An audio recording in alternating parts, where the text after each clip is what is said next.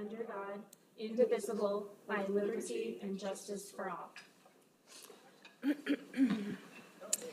Thank you, Councillor Rogers. The next item on the agenda is approval of the minutes. So I'd like to ask for a motion to approve the minutes, please. Motion to approve. Second. Okay, we have a motion by Councillor Feeblecorn and a second by Councillor Rogers. Can we have a roll call vote, please? Commissioner Olivas. Yes. Chair Jackson. Yes. Member Heather Benavides. Nicole Rogers. Yes. Councillor Rogers. Councillor Feeblecorn. Yes. Councillor Champagne. Yes. And Member Samantha Single. Yes. Thank you. Motion passes. Next on the agenda is public comment, but I do not believe that we have anybody here for public comment. Is that correct? We do not have anyone for public comment tonight. Okay, thank you.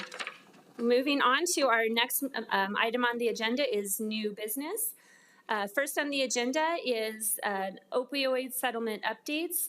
And under that, our first item of business is a public dashboard update where we have Amber Salazar and Ellen Braden to present. Good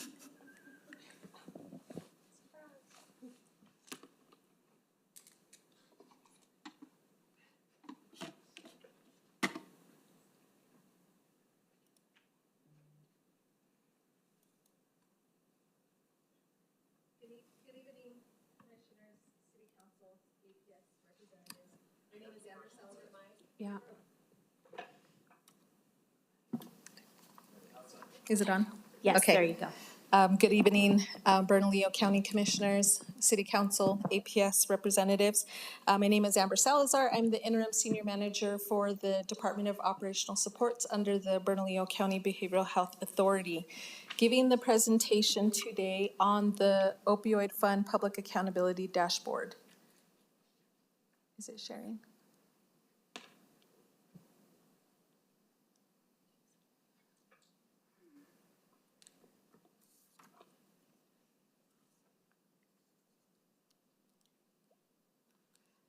Okay, great.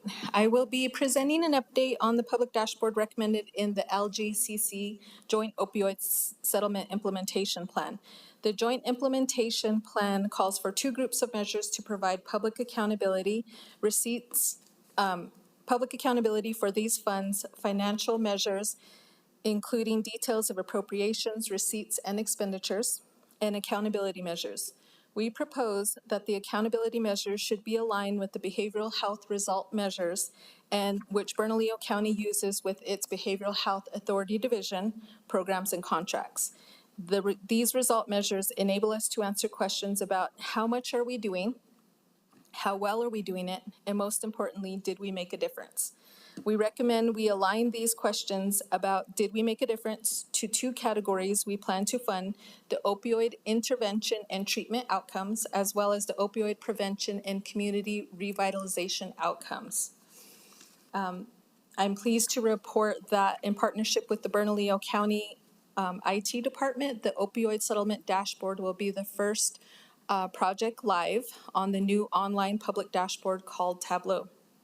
Tableau will enable us to publish our public accountability dashboard access across the public websites for the City of Albuquerque, Bernalillo County, and Albuquerque Public Schools. This will enable us to collaborate and measure outcomes using a single unified lens. As we move forward for creating the dashboard, we look forward to giving you information about the overall design and specific measures the dashboard will contain.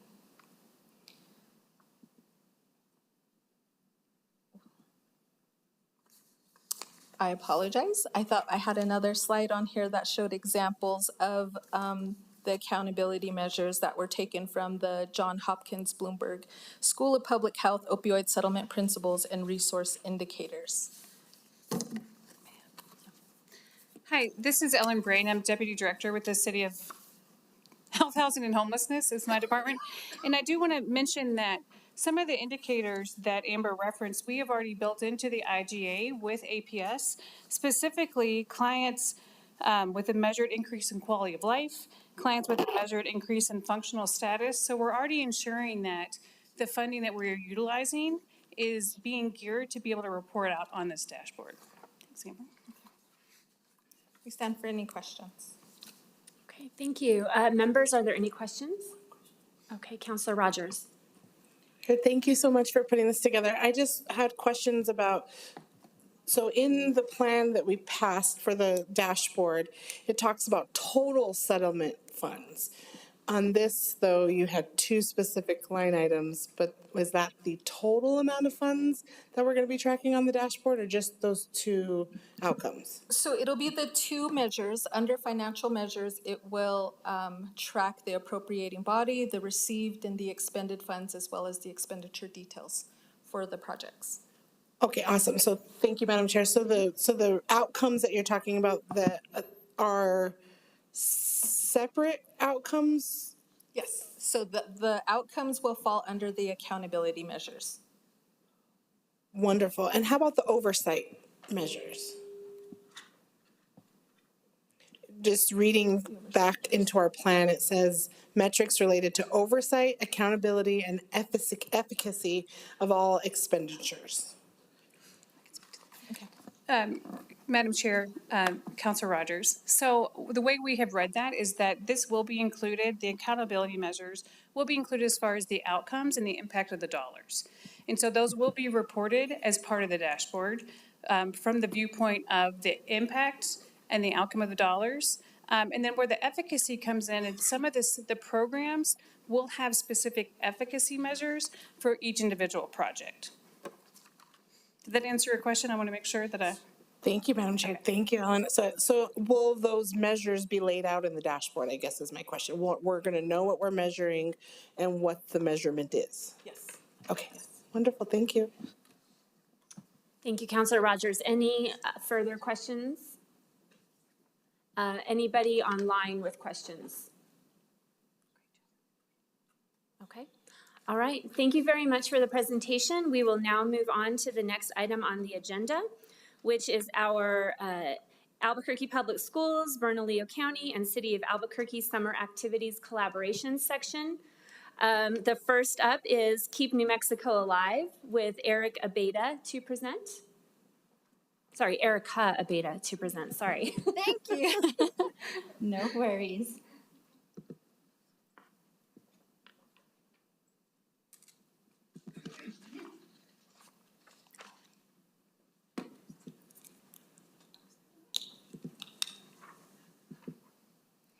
Good evening, and thank you for the opportunity to present on updates for Keep New Mexico Alive. It's been led up to this point by Lisa Cedillo-White. So I will be speaking today about and it's not sharing.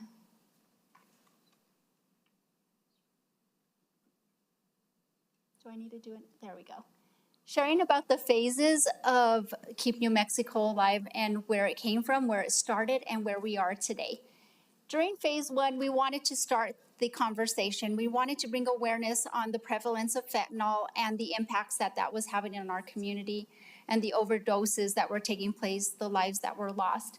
And so that began just a lot of efforts surrounding public awareness, education, and it led us to an October 10th event here downtown where about 500 people showed up. There were a lot of presentations by a lot of experts in the field, panels, a lot of opportunities to engage in that conversation. Moving on to phase two, we wanted to connect people to life-saving resources, and here's where keepnewmexicoalive.org was introduced.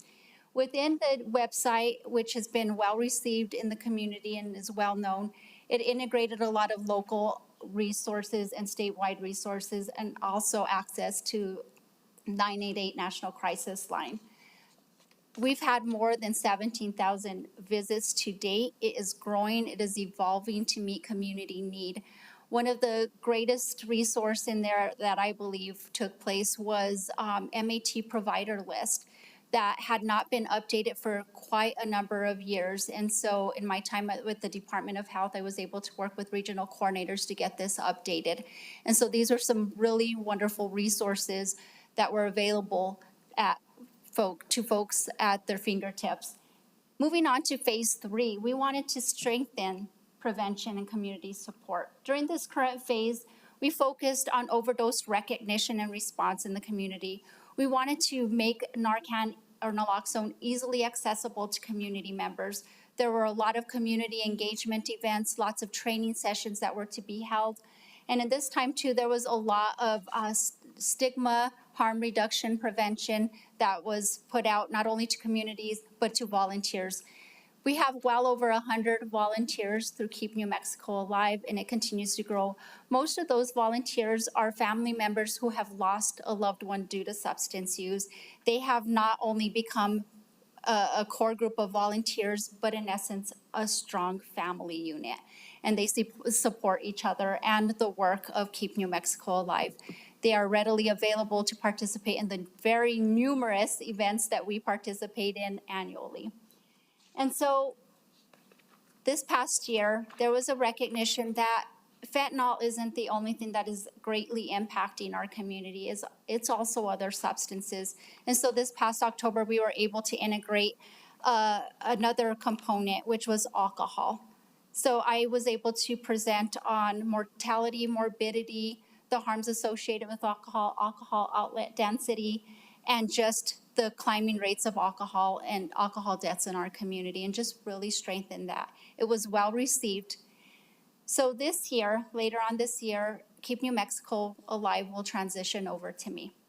I am the Community Program Manager under the Department of Operational Supports. I have been working over 15 years in alcohol harms prevention, DWI prevention efforts. I have a family that has been heavily impacted by alcohol. My youngest sister lost her life due to alcohol, and my niece has been diagnosed with fetal alcohol spectrum disorder.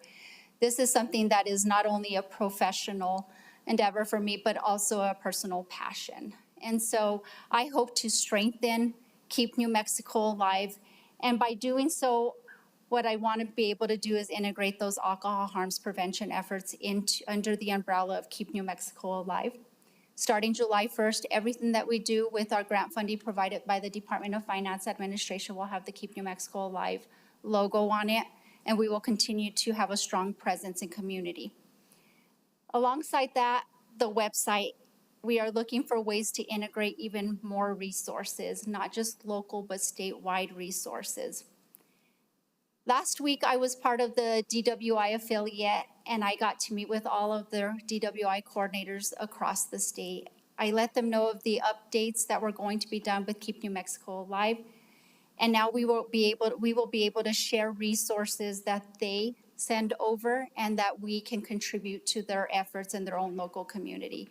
So this is expanding beyond Bernalillo County and really having a deep impact across New Mexico. We are excited and ready for the challenge up ahead as we continue our volunteer base, our strong volunteer base, and even more so now with our affiliate partnerships across the state. Are there any questions?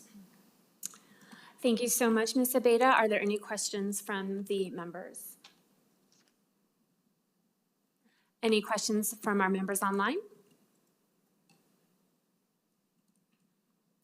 Okay, seeing none, thank you so much for your presentation. We appreciate it. All right, next up, close to my heart, we have the APS collaboration opportunities. Here to present tonight is Brian Garcia, our APS Community Schools Development Specialist. Mr. Garcia, you have the floor. Thank you, Madam Chair, members of the commission. Thank you so much for this opportunity, this exciting opportunity. And I do please know I'm here on behalf of Dr. Blakey, and I send her greetings to all of you for your commitment to this commission. It is truly an exciting and a great summer for students in APS, a summer of opportunity. As we referred to the packet that you all hopefully have in front of you, I'll go through just a quick summary and some impact themes associated with just a sampling. I just want to highlight the fact that these are just a sampling of the many things, exciting things that are going on this summer for our students. And I also want to mention, before I forget to look at my notes, that inherently there are so many partnerships taking place as a result of these summer activities, many including the city and the county, certainly our school district, and many external partners as well. So I definitely want to raise that up before we look at the summary and the impact theme. So in looking at this document here, you hopefully will recognize the idea that we're really focused on the students who are furthest away from opportunity. Really, the students, as we look at the landmark Yazzie Martinez lawsuit and the ongoing efforts that are taking place there, that there's a really strong focus in making sure that there is truly equity and access to these kinds of opportunities. So as you look at the key impact themes, I'll highlight the fact that we had an opportunity to get some information regarding a program called Storytime in the Park. Also a program called The Drop-In over at Dolores Gonzalez, focused on our students who are enrolled in the McKinney-Vento program. And I had the wonderful privilege, it was almost coincidental in terms of being asked to come speak this evening, that I had scheduled a visit to Atrisco Heritage Academy, in which I met with 8 really dynamic interns who are also in the McKinney-Vento program that were able to, they got homework this week. And so I think I was a little bit of the bad guy, but they came through with flying colors in putting together for me the impact that this internship program has had on them in reference to their attendance, in reference to their goal setting, and in reference to their future. And I'm happy to share some of those narratives with you through our chair in the event that you'd like to read through about 10 pages of riveting account, but really seeing how transformative that internship program was. So on to the key themes, really looking at access to expanded and enriched learning opportunities, really looking at how students were involved in science experiments, bosque walks, climbing walls, book giveaways, really seeing and exploring new passions. Also, one thing that we're really focused on in APS is the idea of skills, habits, and mindsets, and really being intentional about how we're building those in these summer months as we do throughout the year. So really seeing those expanded and rich learning opportunities. The second was whole child support through integrated systems, really being able to work on systems in our district and really taking a look at how we are able to give our students access through these systems, through whether it's mentorship, whether it's access to healthcare. Many of you have heard of the Health Yeah mobile health unit vans that have operated in our parking lots at schools that have now been moved over to community centers so that that access to healthcare can continue. So really making sure that integrated system of support does not stop at the end of a school year and continues through the summer. The third is a culture of belonging, safety, and care as a foundation for learning. So really making sure that our family centers are welcoming spaces, that as you come into Storytime in the Park, you are feeling welcome, you are being given a meal from the county, it's at a city park, the books are provided by the school district, and incidentally, in talking to the Storytime in the Park folks, they're also removing barriers where maybe families are not sure of where to register their children or what other opportunities to access. And so our really informed staff members are there to help navigate our families through these opportunities as well. So again, a sense of belonging, safety, and care. As far as youth and family voice as drivers of change, there's been a really great partnership with the county in providing some information regarding either student behavior and or some of the challenges that we faced. In that later on this summer, there's going to be a summer of nonviolence events that are being sponsored by all the partners in the room that are going to give youth an opportunity to engage with each other. And instead of engaging in some of the activities they might engage in, they're there at the summer event that's sponsored. And then finally, collaboration across sectors. And I think that's been a theme I've highlighted throughout this presentation. But really there you might see some really strong partners, such as, of course, the aforementioned city and county, the ABC Community School Partnership, KRQE, Animal Humane Society. These are all in LASE. These are all places where the internships are happening. These are all places in which the partners are bringing their assets to all of our events and our activities. And so those are all the community stakeholders involved in that collaboration. And then finally, a quick call to action. And this probably is on a basic level and maybe handing it over to you to take it to the next level, in the fact that we urge all of you to continue sharing these impacts with your counterparts at all levels, whether it's state, national, and across our greater Albuquerque area, to spur further impact, encouraging your agencies, divisions, and departments to offer your assets to support these efforts, such as volunteering and assisting with programs that are so successful such as these. So I will now stand for questions, and thank you for the opportunity to celebrate and to highlight and to continue to motivate the wonderful things that are going on in Albuquerque with Albuquerque Public Schools. Thank you. Thank you, Mr. Garcia. Appreciate your presentation. Are there any questions from the members? Ms. Rogers, Councilor Rogers. Thank you, Madam Chair. Thank you so much for the presentation. Good to see you. I'm on the ABC School Board, so I love working with APS on the community schools. One of my favorite things. We appreciate you. I would just want to talk about the volunteers. So I just learned about something at the city of Albuquerque. We just finished Juneteenth, and we have a volunteer website at the city that you can actually put all of these on. And now with our automatic speed cameras, we had so many volunteers for Juneteenth this year, because if you volunteer for one of these, literally you can get it approved that if people volunteer for these opportunities, they get money off of their automatic speed tickets. So I would offer that we could work together to get all of these opportunities on that list. Thank you. Because I'm telling you, I've been doing Juneteenth for 6 years. We didn't have as many volunteers. This year we had like 25 volunteers because we got it added as an opportunity to get rid of some of the automatic speed camera tickets. So I think that would be a great option for these programs to help us get some volunteers, because public, come and sign up, because you too can get some money off your automatic speed cameras. I got my second notice last week, so thank you. I'll follow that link. Well, that was not why I brought it up. I didn't know that. But I think that would be a great opportunity for these, because you will get some volunteers that way. Awesome. Thank you, Counselor. Any other questions, comments? No? Okay. Thank you. And Mr. Garcia will make a note to find how to get our volunteer opportunities added to the city. Thank you. Yeah, thank Thank you. you all. Thank you so much. Appreciate it. All right, moving to the next item on our agenda is Jump Into School Bash. Save the date, July 26, 2025. And for more information on this, we have Selena Trujillo. Hi. Thank you, Madam Chair and Councilor Rogers, for having me.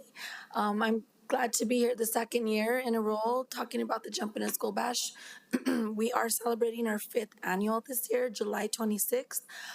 Last year, we were able to collect 3,000 backpacks and give all those out. We gave away lots of school supplies inside the backpacks as well. We provided hundreds of free haircuts, as well as little girl manicures. There was an attendance of close to 4,000 people last year, our biggest one yet. So we're super excited to have our 5th annual celebrate with the community. Hopefully it's bigger. Pretty soon we're gonna run out of space, but that's okay. That just shows the need that's out there. So I do want to invite you guys to this year's Jump Into School Bash, where we also offer free food for the kids. We also have lots of resource tables, because there's a lot of families out there that don't know what resources are available to them. So that's really helpful for them. We have monster trucks coming. We have a foam party. The foam party's the best hit of the whole entire bash. If you Google it, that's like one of our main pictures, is a bunch of kids in the foam.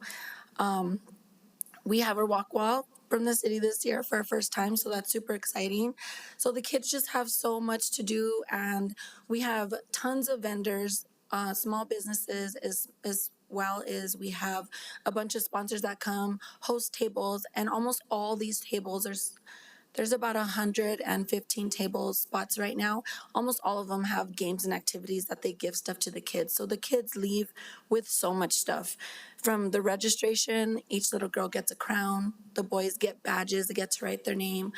There's just so many things that they get along with all the tables that they get to stop at and play games and activities. So we want to keep growing this. We want to get the word out. We are a nonprofit that operates off sponsorships. We have not reached our goal yet of backpacks, so we are needing help in that area. So we are asking if, everyone could share. You can donate through our website, jumpintoschoolbash.org/donate. You can either purchase the backpacks there and have them shipped to us, or you can make a donation and we will purchase the backpacks.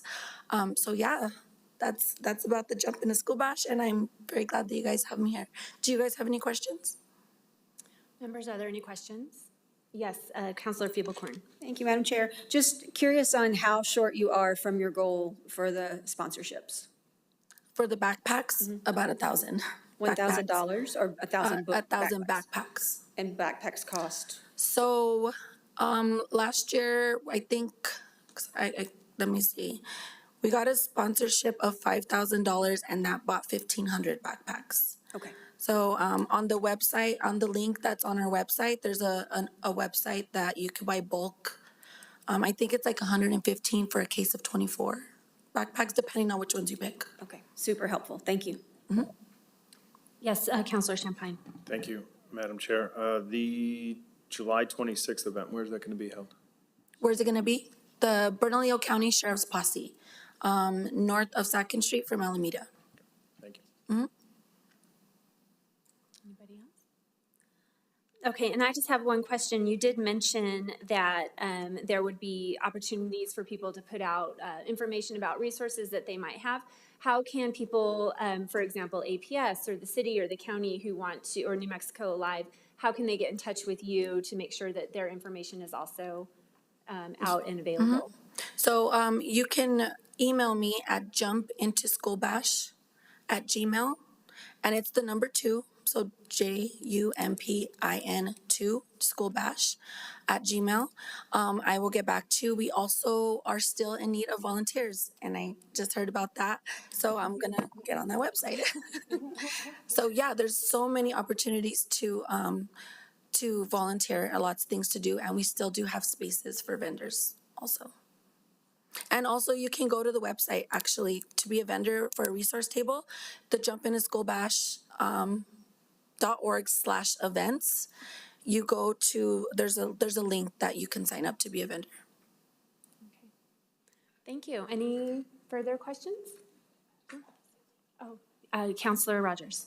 Just wanted to say thank you for coming back. Thank you to Jessica too, to make sure from our office to make sure we got you here. And the event last year was amazing. You were running around, so we didn't get to say hi, but it was amazing. Thank you. So thank you for continuing to do this for our community, because I know how hard it is to put events of that size together, and it was really pretty awesome to see. Thank you so much for your work. I wish I would have saw you. I didn't see a lot of people, but yeah, it is. Like, I understand. chicken without a head. Mm-hmm. But I appreciate you guys. Thank you for having me. Thank you so much. So that excuse me, that concludes that section. And if I may, I just wanted to reiterate that portion of our agenda was really about collaboration, and that is actually the purpose of this commission, is to make sure that we are collaborating between all of the organizations. So please make sure that we're using these resources so that we are not doubling our efforts and we're being as efficient as we can to support our community in the best way possible. Yes, Dr. Single. Thank you. Sorry, I should have said this when we were talking about the Summer of Nonviolence, and so I apologize. I was really excited with it, the collaboration between the county and the city, Parks and Rec, and Bernalillo County Sheriff's Office. There was a great event for the Summer of Nonviolence with more than 2,000 participants recently, and I think we should make sure we always celebrate the fact that we had 2,000 participants show up to a movie night, drive-in movie night, and what that means in terms of kids making a pledge of nonviolence. And I think that's an incredible reflection of when we all work together, put together ways to entertain and engage kids in positive experiences, we can get them to make that proactive commitment. It really does show up. That number is impressive. 2,000 people at a movie seems pretty incredible. Yeah. So, thank you, Dr. Single. Okay, with that, I'm going to move to the next item on the agenda, and this is we got APS again. So for a discussion about APS chronic absenteeism, Mr. Garcia, you are back on our agenda and you have the floor.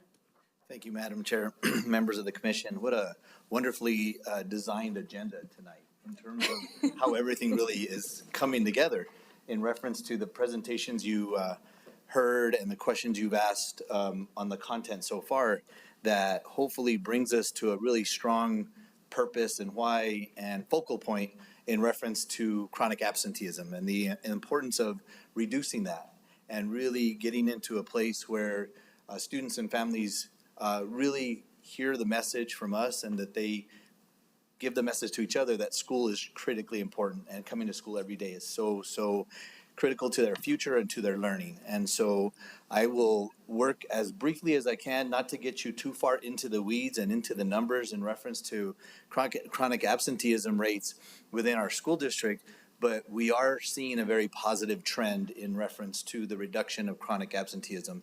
In looking at the 3-year trend that we're seeing and the way that we analyze our data, ranging from all students to various subgroups and different important populations, I'm happy to report that we are approaching double-digit reductions across that 3-year trend. And so one example is taking a look at 47% was the chronic absenteeism rate at the end of the 22-23 school year.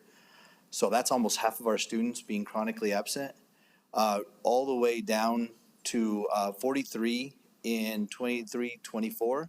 And now we're really looking at getting into the mid-30s this next year, at the end of this particular school year. So really seeing a positive trend and really taking a deeper look at chronic absenteeism and looking at our exceptional and sustained progress among our most vulnerable students, really taking a look at, for example, our English learners that have gone from 48% all the way down to 34.6 within that same span as well.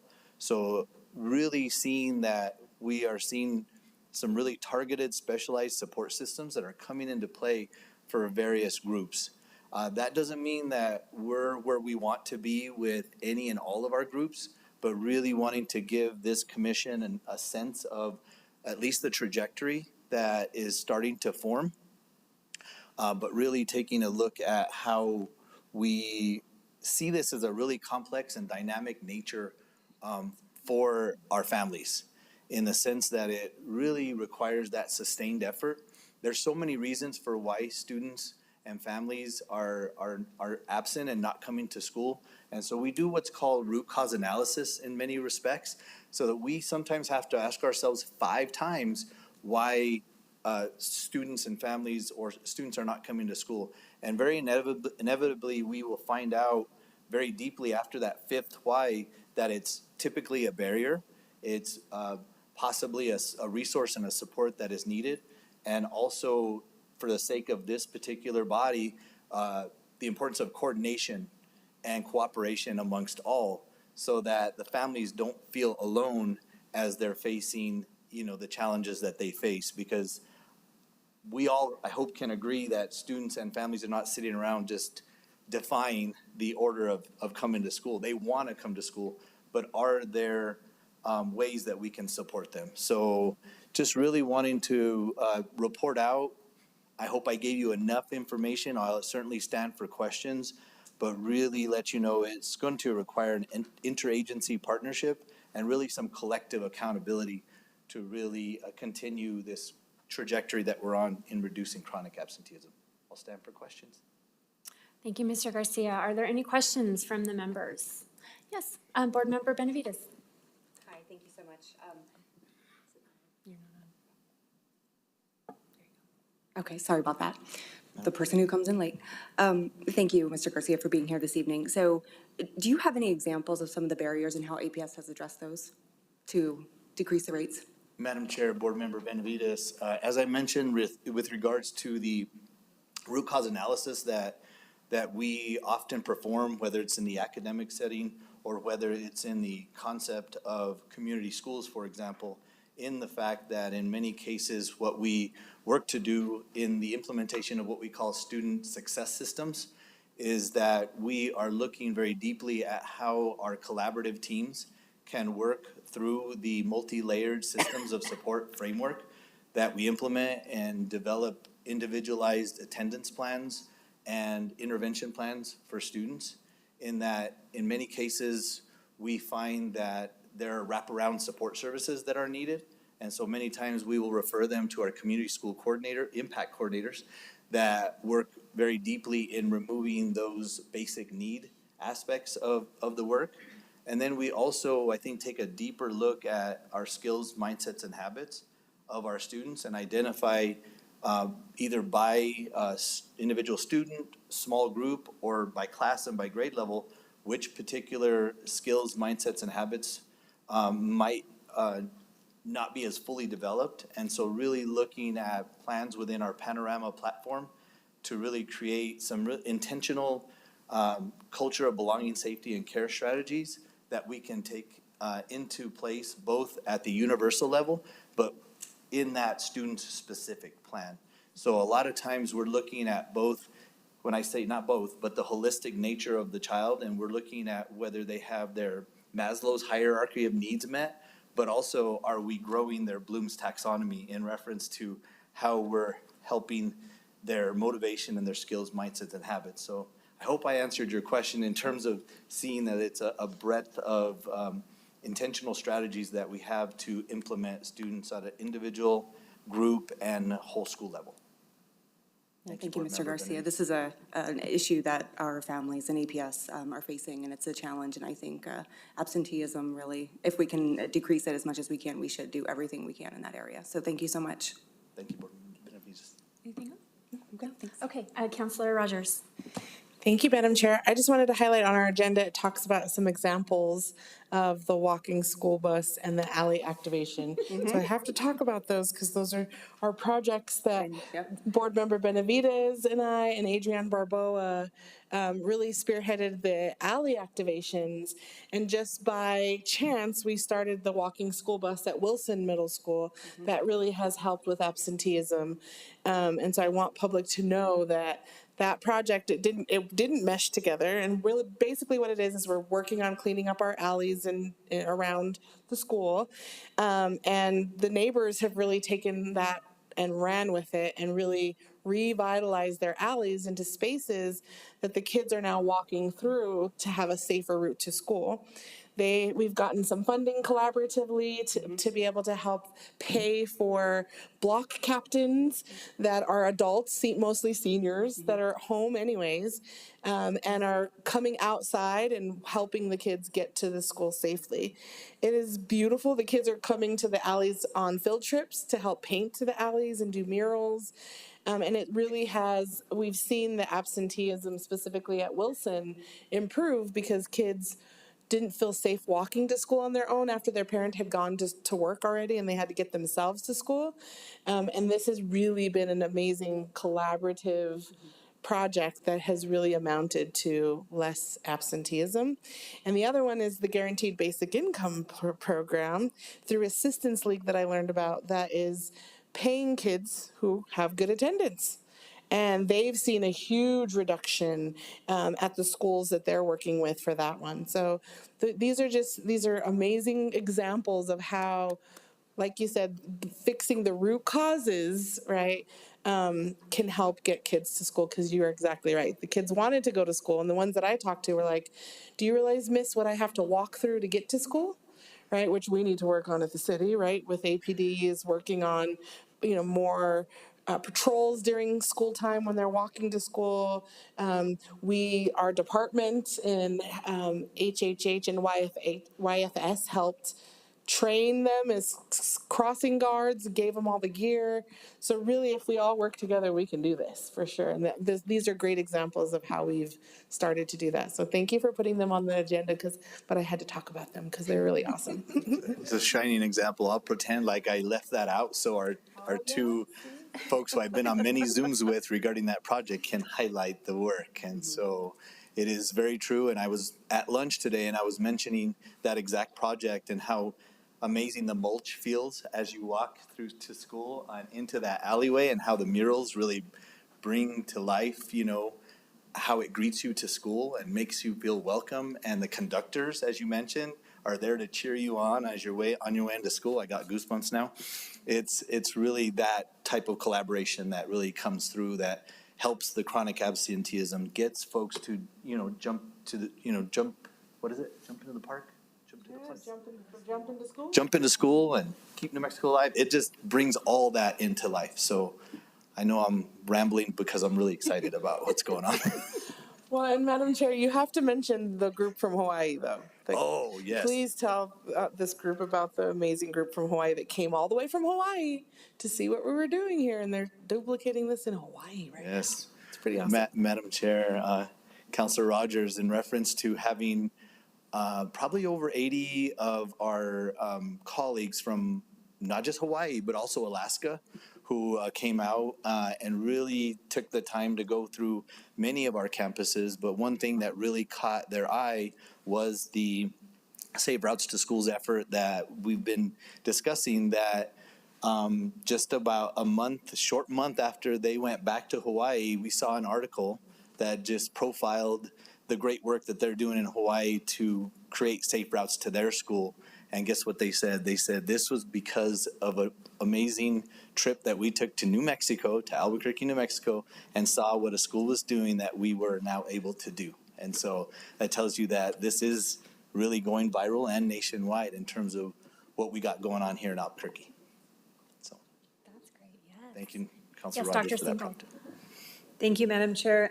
While we were talking about guaranteed basic income, one of the other things I wanted to make sure that we're all aware of is that the city's council approved a guaranteed basic income pilot at the city of Albuquerque, and it's being done in partnership with 2 APS schools, elementary schools. And just want to make sure that it's on your radar, because I do believe that one of the primary metrics of success that we're going to be measuring throughout that pilot is absenteeism, and whether or not attendance specific to the children that are in the classroom as well as within the program are seeing a change in their ability to not only participate in school as a result of the change in their family environment, but also just a different level of engagement with school, with their families. And so I hope it is also on your radar for your focus in absenteeism. Thank you, Dr. Singal. We are, Madam Chair, we are in touch with Carlos Rey Elementary School, as well as, I believe, I may be getting this wrong, but Whittier Elementary School, and monitoring that effort closely, and in any way we can. Those are both community schools, incidentally, in terms of the role that I play in, and so I appreciate that mention. Anything else? No? Okay, anybody else? No other questions? Okay, I do have just one question, or maybe two, Mr. Garcia. We've already demonstrated ways that we are collaborating, but is there anything else that you think of off the top of your head, ways that this commission in particular can help with the efforts to reduce chronic absenteeism? It's funny you mentioned that, Madam Chair. Thank you so much. In reference to a conversation that I had yesterday with Daphne Strader. Some of you may or may not know who Daphne is. She is the Director of Coordinated School Health and APS, and I also am here on her behalf in the fact that we just submitted an attendance grant on behalf of the school district to the New Mexico Public Education Department. And what she is wanting me to say, prompted by you, Madam Chair, is the fact that she welcomes either the opportunity to come speak at a future meeting and or any other convening that could take place in which members of this body could meet with her and see the goals of the attendance grant and determine some ways in which this body and all that you represent might have a call to action in alignment with the grant. I don't have the specifics on what the grant hallmarks are, but I think there is a vehicle and an impetus in that grant application that could really, that this commission could really rally around. Thank you, Mr. Garcia. Just one other question, maybe not necessarily questions, but just action is, first of all, Councilor Rogers mentioned it, but that we were seeing a reduction in chronic absenteeism for the walking school bus and particularly the alleyway activation. I'm a data person. I would love to see that data from APS if we have it. Because I think that's something that, again, Dr. Single mentioned, 2,000 kids showed up. Like, let's celebrate our successes. If we could highlight that would be great if we could get that information. And then second, if this is just a personal request, I would love to see the article on Hawaii because I haven't seen that. So I would love to see that as well and be able to also kind of share that out to talk about the collaboration that is happening here. So just 2 requests, if you don't mind, Mr. Garcia. And maybe a quick reply, I'll certainly forward that article to you, and if you don't mind forwarding it to your colleagues on this commission.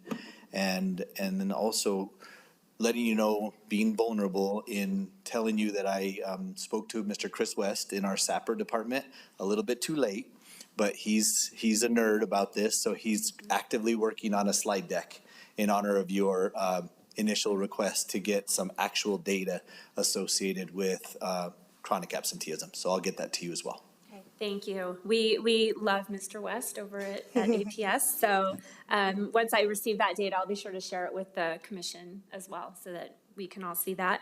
Okay, any further questions? Were there any questions from members online?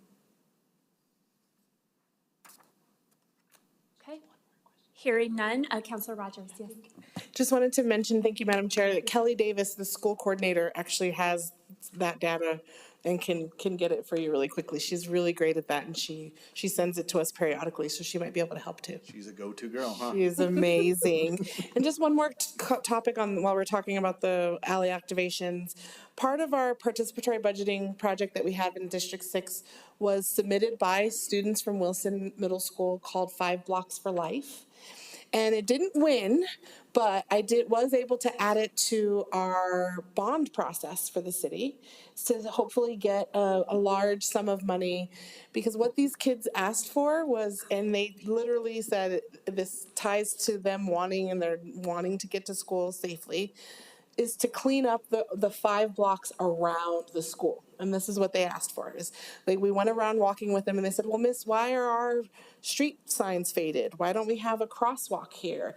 Why we have a sign at Wilson that says flashing lights 20 miles an hour when the flashing lights are there, but there's no flashing lights, right? Like things like they were pointing out that is missing from the 5 blocks around the school. So hopefully I'm feeling confident that that'll pass for the voters in November at large. And then we could actually begin to work on different schools in the 5 blocks around them. And I think a perfect partnership for this group would be with our APS partners is what's the capital plan for the building of the school? And then we can work on the 5 blocks around it, but maybe we can work together on the capital plans on the actual structure of the school. We were just at Hawthorne Elementary trying to figure out where we can put more trees, right? Because the kids there want trees. So how can we in this space work together on that project to really think about our schools and what the capital plans are, especially Board Member Benavides, that we share a lot of these schools. Because the kids mapped out, they did a map, and just in the International District by itself, just focusing on the 5 blocks around the schools it actually covered the entire neighborhood and would transform the entire neighborhood. And if we worked on that together, I think it would be a huge transformational thing, because that's what the kids said, like, we don't think you care about us. Like, well, look what we're walking through to get to school every day. It was heartbreaking, but I think this is something we can work on together and really match our funding with building capital dollars and our dollars that we'll get for capital for the 5 blocks around the schools. So just wanted to mention that and hope we can work together on that, something like that. Thank you, Madam Chair. Thank you all for your vision. Thank you. Okay. All right. Thank you, Mr. Garcia. Appreciate you being here tonight and your energy and your enthusiasm. It's always wonderful to see. So thank you so much. Thank you, Madam Chair. You're welcome. Before we move on to the next item of the agenda, I just wanted to circle back because I did forget to mention something regarding back up to the opioid settlement. I know that right now we are in the signature collecting phase for each of our entities, and just wanted to put it out there, myself included, to make sure that we are nudging those signatures through as fast as we can, because what's actually happening is that money is being held so that the programs can't yet get started. So just a reminder, maybe a call to action for ourselves from the dais to nudge our entities through on that. So with that, I will announce that our next LGCC meeting is on Thursday, August 21st, 2025 at 5 p.m. in the Ken Sanchez Commission Chambers. Is there any other business before I adjourn? Seeing none, we are adjourned at 5:58 p.m. Thank you very much, everyone.